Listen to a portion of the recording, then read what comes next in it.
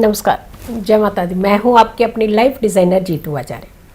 होली के टाइम पे जो पूर्णिमा का व्रत रखा जाता है, ये बहुत इम्पोर्टेंट व्रत होता है। यानी दहन, पूर्णिमा और साथ में रंगों की होली, ये तीनों का आपस में बहुत ज़्यादा समावेश रहता है।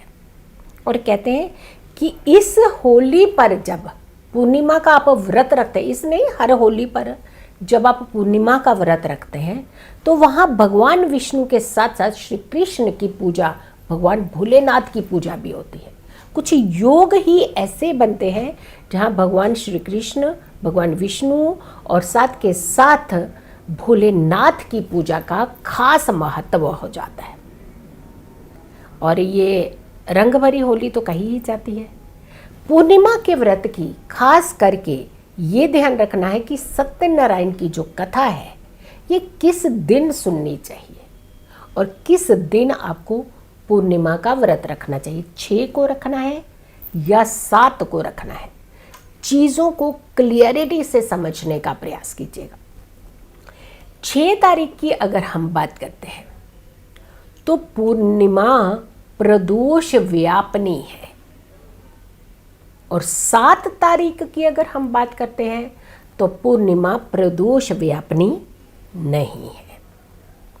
प्रदोष काल की जब हम बात कर रहे हैं तो शाम को ये काल बहुत ही ज़्यादा महत्व रखता है, जब प्रदोष काल में पूजा की जाती है त्रयोदशी तिथि के लिए। लेकिन जब हम बात कर रहे हैं प्रदोष काल व्यापनी तिथि, तो ये व्यापनी तिथि कितने बजे है और कितने बजे आपने इस व्यापनी तिथि में, जो कहते हैं कि चंद्रमा को जो लोग अर्घ देते हैं, चंद्रमा की पूजा करते हैं, ये खास करके जो समय है 8 बजे के आसपास का जो समय है वो प्रदोष काल व्यापनी तिथि का है। और प्रदोष काल व्यापनी तिथि जब रात्रि में हो तो पूर्णिमा का व्रत आप रख सकते हैं, क्योंकि रात्रि में पूर्णिमा तिथि का खास महत्व होता है। 7 तारीख को स्पर्श नहीं कर रही प्रदोष काल व्यापनी, इसीलिए पूर्णिमा का जो आपने व्रत करना है वो आपने 6 तारीख को करना है, ना कि 7 तारीख को करना है। क्योंकि चंद्र उदय व्यापनी और प्रदोष काल व्यापनी ये 6 तारीख को ही है। तो 7 को व्रत ना रख करके आप जो पूर्णिमा का व्रत रखें, जो पूर्णिमा की कथा सुने, जो सत्यनारायण भगवान की कथा सुने, वो आप 6 तारीख को ही करें इस व्रत को।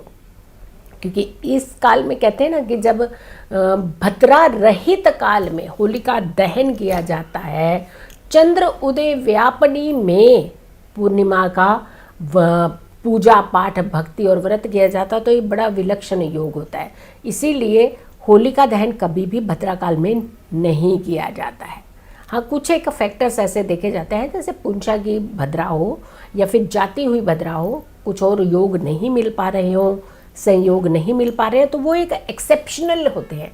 लेकिन अगर कहते हैं कि भद्रा के समय पे आप होलिका दहन भी करते हैं तो घर में कहीं ना कहीं आगजनी होने की संभावनाएं होती हैं, यानी आग से नुकसान होने की संभावनाएं होती हैं, कुछ घटनाएं होने की संभावनाएं होती हैं। तो भद्रा काल का खास करके ध्यान रखा जाता है कि होलिका दहन भद्रा काल में ना हो। अब जब हम फागुन पूर्णिमा की बात कर रहे हैं, 6 तारीख को शाम को 4:18 से शुरू होने वाली ये जो काल है ये लगभग 12 घंटे तक रहने वाला है। और 7 तारीख को सुबह 5:14 पर, यानी भद्रा काल का जो साया है वो 6 तारीख को 6:18 पे शुरू हो रहा है और 7 तारीख को समाप्त हो रहा है। तो इसीलिए होलिका दहन का जो कन्फ्यूजन है वो भी कहीं ना कहीं क्लियर करने की ज़रूरत है। अब जब हम कहते हैं कि पूर्णिमा की बात करते हैं कि पूर्णिमा को हमने खास करके क्या क्या चीज़ें करनी चाहिए, किस तरीके की चीज़ें करनी चाहिए, क्योंकि पूर्णिमा का जो समय शुरू हो रहा है, काल शुरू हो रहा है, जिसे हम तिथि काल कहते हैं, 4:18 पर शुरू होगा और ये पूर्णिमा 7 तारीख को शाम को 6:10 पर समाप्ति हो जाएगी। यानी रात्रि का समय, प्रदोष काल व्यापनी चंद्रोदय व्यापनी की जब हम बात कर रहे हैं तो 6 की रात्रि को मिल रहा है, इसीलिए आपने व्रत जो है 6 को ही रखना है।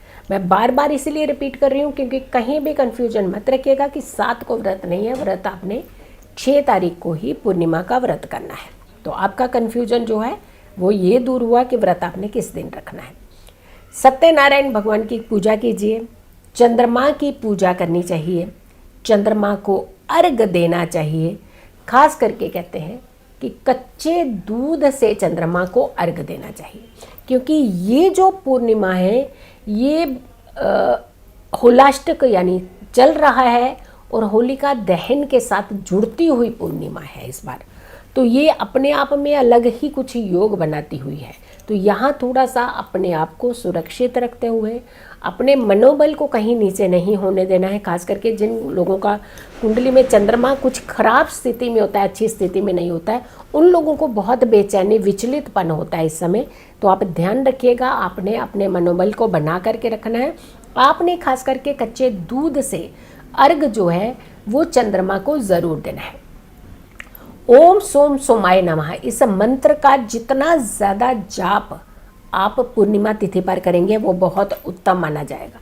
अगर आप व्रत नहीं रखते हैं तो इस बार सत्यनारायण भगवान की कथा आप ज़रूर सुनिए, चाहे आप मंदिर में जाकर के सुनिए या फिर जो व्रती हैं जिन्होंने व्रत किया होता है वो खास करके इस कथा को ज़रूर करते हैं। तो सत्यनारायण भगवान की कथा जो है इस बार ज़रूर कीजिएगा।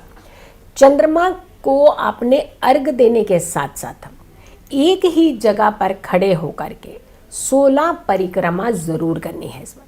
कहते हैं कि चंद्रमा की जो कलाएं हैं 16 कला संपूर्ण होता है, लेकिन यहाँ जब हम बात कर रहे हैं 16 अगर आप परिक्रमा एक ही जगह खड़े होकर के चंद्रमा की करते हैं तो आपकी कितने भी चाहे नेगेटिव एनर्जी क्यों ना आ रही हो, क्यों ना आपको एक एंजाइटी हो रही हो, वो सारी एंजाइटी आपकी दूर हो सकती है। मानसिक तौर पर आप बहुत ज़्यादा अगर विचलित हैं, क्योंकि उसके बाद ही बहुत जल्दी होली का पर्व आने वाला है, तो अगर आपका मन शांत होगा तो आपको कोई भी त्यौहार अच्छा लगता है। और ये रंगों का त्यौहार है, खुशियों का त्यौहार है, इसे तो आपने मिल बांट करके ज़रूर अच्छे से मनाना ही है। बट हाँ, ये सेफ होली ज़रूर मनानी है कि किसी भी तरीके का कोई भी ऐसी चीज़ें नहीं करनी है जिससे आपका नुकसान हो, जिससे सामने वाले का नुकसान हो। तो व्रत की जब हम बात कर रहे हैं इस दिन खास करके सूदिंग रंगों का प्रयोग कीजिएगा, क्योंकि ये होलाष्टक के दिन चल रहे होते हैं। इन दिनों में खास करके कहते हैं कि हर प्लैनेट जो उग्र अवस्था में रहता है यानी उत्तेजित रहता है, जबकि उच्च के भी हैं कुछ प्लैनेट की युति बहुत अच्छी है, राजयोग बना रहे हैं, लेकिन उनके स्वभाव के हिसाब से या उनके कुछ खास सिचुएशन के हिसाब से चलते हैं। तो 8 दिन होलाष्टक के जो होते हैं उसमें 8 प्लैनेट, 7 प्लैनेट तो आपके विजिबल प्लैनेट है, 9 प्लैनेट कहे जाते हैं जो कि 2 जो है शेडो प्लैनेट है। तो 7 प्लैनेट आपके उग्र अवस्था में रहते हैं और ये जो मैलेफिक प्लैनेट है ये भी उग्र अवस्था में। तो पूरे के पूरे 9 के ही 9 प्लैनेट आपके उग्र अवस्था में रहते हैं। तो इस समय खास करके आपको सूदिंग रंगों का प्रयोग करना है। जितना लाल रंग, झटक वटक रंग, ये थोड़े से छोड़ दीजिएगा। आप मेरी वीडियो में खास करके मेरे ऐसे रंग को मत देखिए क्योंकि हम वीडियो बना रहे हैं और लेकिन आपने ये वीडियोस भी पहले बना करके आप तक पहुंचा रहे हैं। बट जब हम होलाष्टक की बात कर रहे हैं तो आपने ये ध्यान रखना है, इस बीच में आपने white colour, of white colour, इसका प्रयोग ज़्यादा कीजिएगा। और ख़ास करके जिस दिन पूर्णिमा का व्रत रख रहे हैं, 6 तारीख को व्रत रख रहे हैं, उस दिन तो बहुत ही सूदिंग रंगों का प्रयोग कीजिएगा। और सूदिंग रंग पहन करके ही आप चंद्रमा को अर्घ दीजिए, परिक्रमा कीजिए। शांत मन से कुछ क्षण आप चंद्रमा को निहारिए। माता जी अगर आपके घर पर हैं या आपसे दूर हैं, फ़ोन करके उनका आशीर्वाद लीजिए। घर में हैं तो माता जी के चरण छू करके आप आशीर्वाद लीजिए। अभी जब माता जी की बात करते हैं ना तो बहुएं अपनी मम्मी को फ़ोन कर देंगी।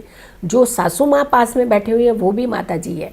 यहाँ कोई गिले शिकवे नहीं होने चाहिए। उनके चरण छू करके आप आशीर्वाद ले लीजिए, क्योंकि आशीर्वाद में आप ही का कुछ फ़ायदा छुपा हुआ है, आप ही को फ़ायदा मिलने वाला है। तो यहाँ अहम छोड़ दीजिएगा, थोड़ा अच्छे से अपने इस त्यौहार को सेलिब्रेट भी कीजिएगा और भगवान सत्यनारायण की पूजा करके भगवान विष्णु का पूरा आशीर्वाद पाइएगा। वीडियो को आप ज़्यादा से ज़्यादा लोगों तक ज़रूर पहुंचाइएगा। अगर चैनल सब्सक्राइब नहीं किया तो ज़रूर कीजिए, वीडियो शेयर कीजिए और मेरी आने वाली हर वीडियो का इंतज़ार करें। तब तक के लिए नमस्कार।